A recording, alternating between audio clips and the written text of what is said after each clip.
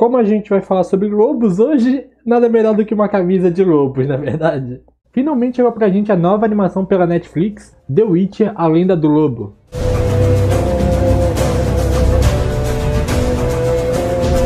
The Witcher, A Lenda do Lobo é uma animação da Netflix que foi produzida pelo estúdio Mir, que fez Avatar, Lenda de Korra, Kouji e Guardiões da Galáxia.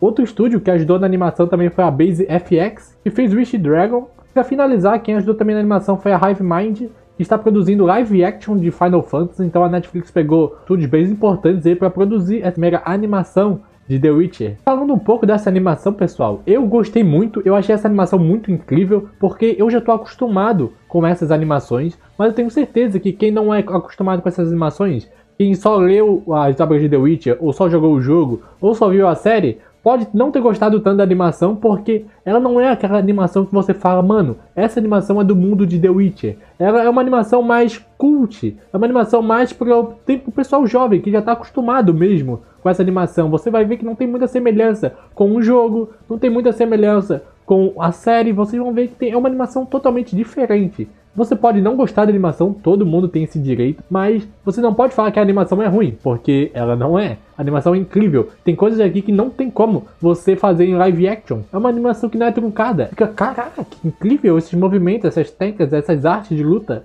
A animação é muito, muito boa, mas eu entendo o pessoal que não gostou do traço. Mas não é ruim, só é diferente. A história de The Witcher, A Lenda do Lobo, conta a vida de um dos lobos mais queridos de todos, o Vesemir, de uma maneira contemplativa, com uma animação fenomenal, explorando o mundo rico que The Witcher oferece. Ah, e um adendo antes de eu começar a falar sobre a história do filme. Pra quem já leu algum livro de The Witcher ou já jogou algum jogo, muito provavelmente vai ter uma experiência muito melhor, por conta das referências de personagens, de monstros, de poderes que estão presentes na obra. Eu tô falando isso porque o diretor, ele não vai ficar explicando as coisas. Ele não vai falar, ó, essa poção faz isso, esse personagem, o nome dele é esse, ele faz isso, aquilo, o enredo, as cidades. Então, quem já conhece o mundo de The Witcher, já vai entender logo de cara. Agora, se você não conhece, relaxa, não vai ficar ruim, você não vai ficar totalmente perdido, você vai entender as coisas, é um ritmo bem ok, você vai assistir e entender bem tranquilamente, mas muito provavelmente você vai ficar confuso com várias coisas também, porque ele não vai ficar explicando, é mais pro pessoal que já é familiarizado com o universo de The Witcher. Ah, e lembrando também que esse vídeo é para maiores de 16 anos, porque o universo de The Witcher pode ser um pouco duro às vezes. A história começa em uma floresta. Um membro do conselho e súdito do rei está viajando com seus 4 filhos. Infelizmente, eles acabam sendo atacados e brutalmente assassinados por um Rash, que é o monstro da floresta, que vive apenas para matar. Quando matam alguém, não deixam praticamente nada nem para os carniceiros. E é bem brutal a forma que a animação é passada pra gente. Então, como eu falei, o universo de The Witcher pode ser um pouco duro às vezes. Mas então, Vesemir aparece e consegue derrotar o Rash e salvar um dos filhos. Um dia depois, o filho do conselheiro consegue se salvar e pede ajuda. E ele fala o que aconteceu para Tetra Gilchrist, uma feiticeira e parte do conselho. E a gente já percebe que ela já tem algo, algum rancor com os bruxos. Então ela aconselha ao rei para eles tomarem Kaer Morhen e exilar todos os bruxos. Só que a Lady Zerbeth, outra membro do conselho, defende os bruxos e diz que ela não tem prova suficiente ainda para a gente atacar Kaer Morhen. E faz sentido também, pô, você atacar os bruxos sem ter uma prova concreta é meio radical. Vesemir então procura um elfo chamado Vilavandrel, que descobre que alguém estava controlando o leste da floresta e que muitas mulheres elfas estão desaparecendo com frequência. E uma das primeiras elfas a assumirem foi a Kitsu, uma jovem maga que consegue falar a língua do Elyon, que é a língua do leste.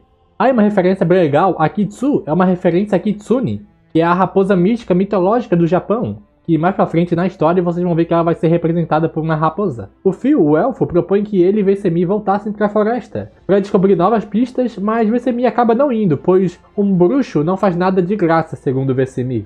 Vesemir olha para uma torta e se lembra do seu passado, começando seu flashback. Ele era filho de um servo, e por consequentemente ele também era um servo de um lorde, e a esposa do lorde foi amaldiçoada por um demônio. Tinha uma garota chamada Lyanna, e ela era outra serva, e passava o tempo junto com Vesemir. Os dois sempre conversavam sobre tudo, só que Vesemir não suportava a ideia de passar sua vida inteira servindo a alguém. Ele queria sair dessa aldeia e viajar pelo continente. Até um certo dia, um bruxo cheirando a cachaça fez um ritual e desfez a maldição do demônio. O bruxo ganhou uma boa quantidade por isso, e foi ali que Vesemir percebeu que aquela era a chance que ele estava esperando de abandonar sua vida de serviçal para sempre. Então ele fugiu sozinho até Kaer Morhen para se tornar um bruxo. No presente de Kaer Morhen, Tekla, o líder dos bruxos, manda Vesemir treinar as novas crianças para se tornarem bruxos, por conta que muitos bruxos foram mortos no inverno. Por conta da aparição do leste da floresta, o Degran fala que isso poderia beneficiar os bruxos, e Vesemir meio que desconfia desse pensamento de Degran. Depois de dar uma lição de moral nas crianças, Vesemir se lembra de quando fez a prova das ervas, onde praticamente todas as crianças foram mortas por fantasmas e afogadores no teste, e apenas ele conseguiu sobreviver. Durante vários testes para se transformar em um bruxo, Vesemir recebeu uma carta de Liliana, falando que o reino de Cadwyn invadiu a vila, matando seu pai, os lords e todos que estavam na vila. Por sorte, eles gostaram da Lyanna, que foi reivindicada por uma família nobre e está vivendo bem. Por conta disso, Vesemir ganha ainda mais vontade de ficar vivo nos testes e finalmente conseguir se transformar em um bruxo. Voltando para o presente, a gente descobre que a Liliana ainda está viva e se tornou parte do conselho. Como um bruxo demora para envelhecer, a gente percebe que ela já está com 70 anos e ele também tem 70 anos. Só que a cara dele está de 30, 25. Então meio que a gente percebe que, nossa, já passou muito tempo. E o rei ordenou que Vesemir, juntamente com Tetra, derrotassem a fera que vem matando a população de Caerdrin.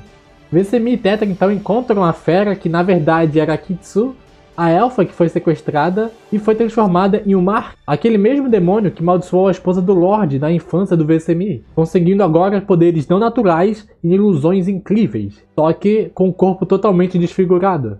Eles então acham a toca de Kitsu e descobrem que Degran, o líder dos bruxos, estava criando monstros artificiais, com genes de mulheres elfas que estavam sendo sequestradas, misturadas com o de monstros. Tetra, tendo uma prova concreta agora, ela volta com o rei e finalmente consegue persuadir o rei a atacar e invadir Kaer Morhen. Tetra também consegue manipular Kitsu e consegue a ajuda dela para matar os bruxos em Kaer Morhen.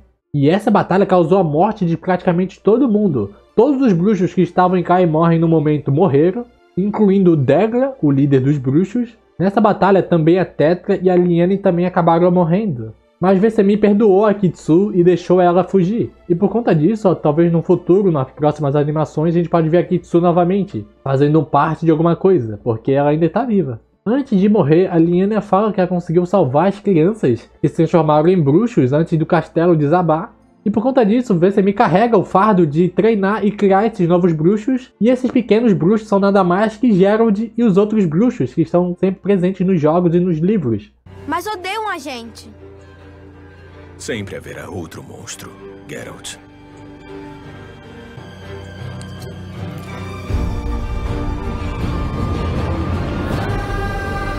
Cara, eu fico muito me perguntando se esse é só o começo das animações de The Witcher. Porque se a Netflix querer contar mais histórias, eles têm muito materiais. Eles têm 9 livros com contos diferentes, tem 3 jogos inteiros com várias novidades que não estão no livro. E também podem criar novos contos, por conta que o universo de The Witcher ele é muito rico, muito abrangente. Eles também podem fazer o que a Marvel já vem fazendo há muito tempo, criar filmes de origens. Esse pode ter sido o primeiro filme de origem, contando a história de Vesemir, mas eles também podem criar outra animação contando a história de Geralt, a história de Yennefer, a atriz Marigold, até mesmo Dangerion ficaria incrível numa história de origem. Então a Netflix tem a faca e o queijo na mão para expandir o universo de The Witcher nas animações. E é isso, pessoal, se você gostou do vídeo já sabe, deixa o likezão aqui, comente aqui o que você achou dessa animação do Vesemir, dessa história de The Witcher, e até uma próxima, porque sempre haverá um outro monstro.